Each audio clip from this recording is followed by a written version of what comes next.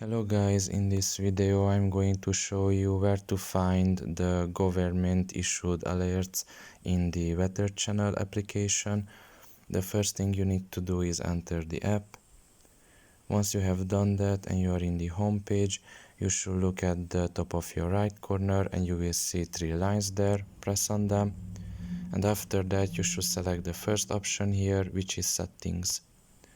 After clicking on it, you can see under the notifications category the alerts option. Press on it, and here if you scroll down a little, you can see the fifth option, which is government issued alerts.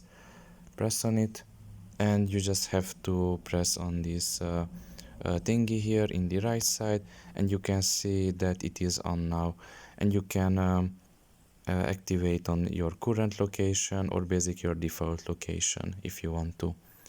So for the video, this is all about it. I hope it was helpful to you. Thank you for listening and see you next time. Bye bye.